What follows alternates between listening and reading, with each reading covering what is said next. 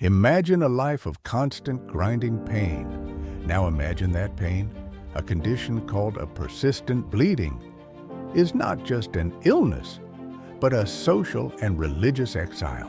For 12 years, a shadow has covered a woman's entire life. This is her story. 12 long, agonizing years. We don't know her name, but we know her struggle. The Bible tells us she had suffered much under many physicians.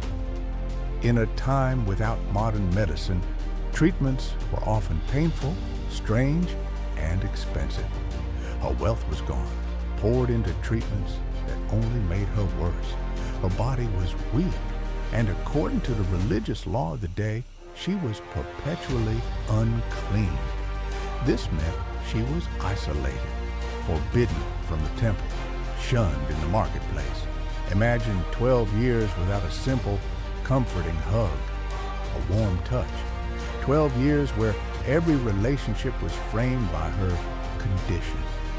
She was a woman drowning in a sea of hopelessness, a shadow in her own community. But on this day, the usual hum of desperation in the air was pierced. A new name was on everyone's lips.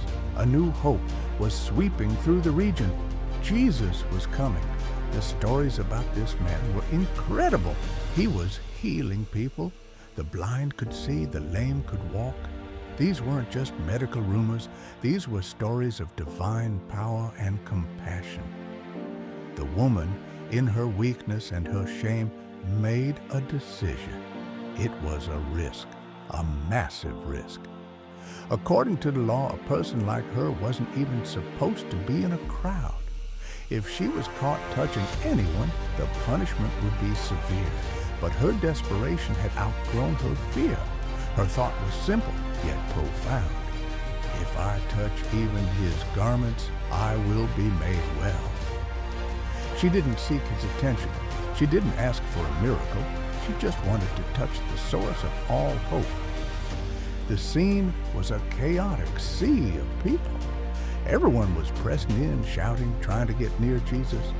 Jairus, a ruler of the synagogue, was pleading for his dying daughter, and Jesus was already on his way. The woman, small, weak, and defined by years of pain, navigated this crush. She slipped through small gaps and crawled under arms, pushing aside the fear that screamed, "Go back," with every step. Sweat was beating. Her heart pounded. The very hem of Jesus' blue garment was just inches away.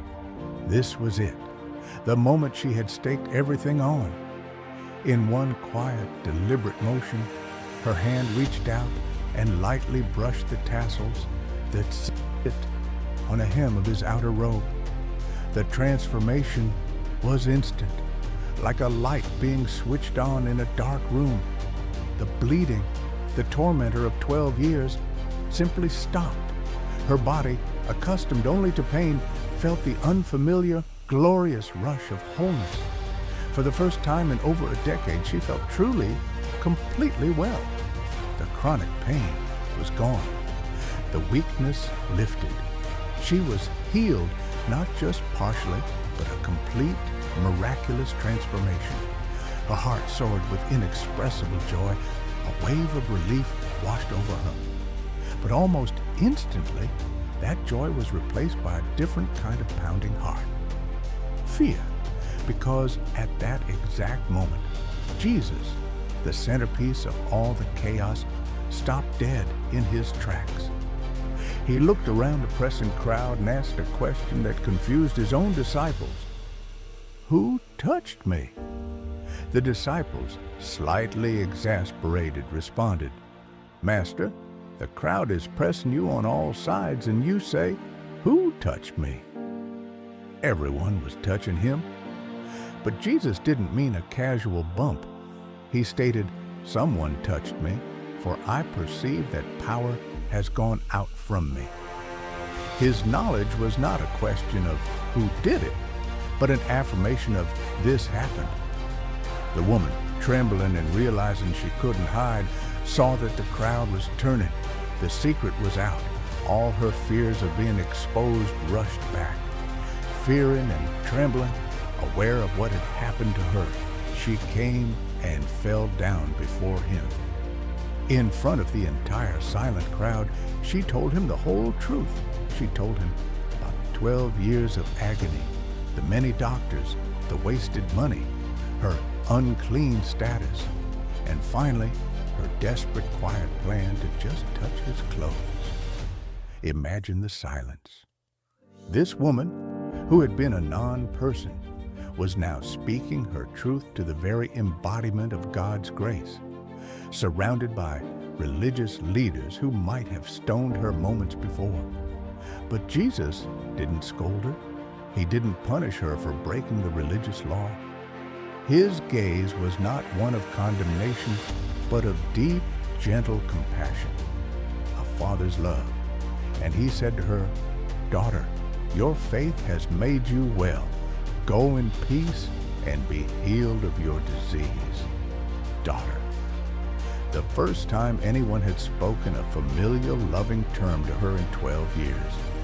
He wasn't just healing her physical body, he was restoring her identity, her dignity, and her place in the family of God. He affirmed that it was her active reaching out faith that had received the power. He gave her more than she asked for. He gave her peace and a lasting assurance of her healing. The woman left. She didn't leave like the shadow she was. She left whole, known, loved, daughter. The message of this story is powerful. No one is too far gone. No pain is too deep. No shame is too great. And no isolation is final. God's compassion and power are not limited by our struggles or religious rules. The lessons are simple. First, true faith is not passive. It reaches out, even in its weakness. Second, God's attention is not diverted by crowds. He notices the one quiet touch of desperate faith. And third, He offers us more than just physical relief. He offers restoration of our heart and soul. He waits for the touch of faith. Hi, friends! Do you love learning about Bible stories? I have something special just for you. At Paradise Bible Explorer for Kids, we share Bible stories that teach God's Word to everyone, helping you grow in faith and understanding. You can watch all our exciting Bible stories on YouTube. Just search at Paradise Bible Explorer for Kids and start exploring. And don't forget TikTok. Follow at Paradise Movies for short, meaningful Bible story clips anytime.